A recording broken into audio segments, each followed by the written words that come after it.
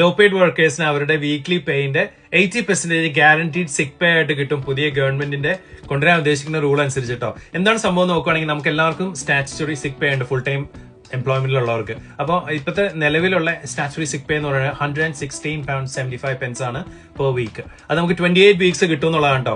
അത് പക്ഷേ നമ്മുടെ സിക്ക് പേ സ്കീം അല്ലെങ്കിൽ ഒക്യുപേഷണൽ സ്കീം ഓരോ നമ്മുടെ എംപ്ലോയ്മെന്റ് കോൺട്രാക്ട് ചെക്ക് ചെയ്ത് കഴിഞ്ഞാൽ അറിയാം എല്ലാവരുടെയും കേസിലും കമ്പനിയുടെ വ്യത്യാസം അനുസരിച്ച് മാറ്റങ്ങൾ ഉണ്ടാവും കേട്ടോ.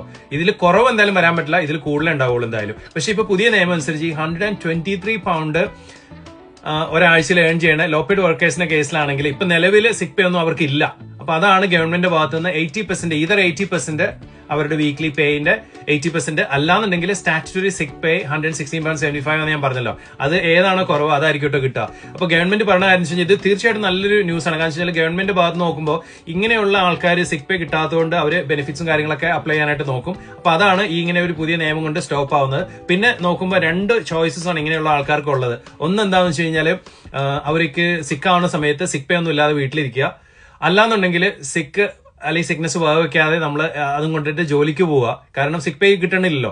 അപ്പൊ ഈ 2 ചോയ്സ്, ഇത്രയും ഡിഫിക്കൽട്ടായ ചോയ്സുകൾ ഇനി ആർക്കും എടുക്കാനായിട്ട് ഇടവരുത്തരുന്നുള്ള രീതിയിലാണ് ഈ പുതിയ നിയമം കൊണ്ടുവരാനായിട്ട് ഉദ്ദേശിക്കുന്നത്. അപ്പൊ എന്താണെങ്കിലും നല്ലൊരു ന്യൂസ് ആണ്.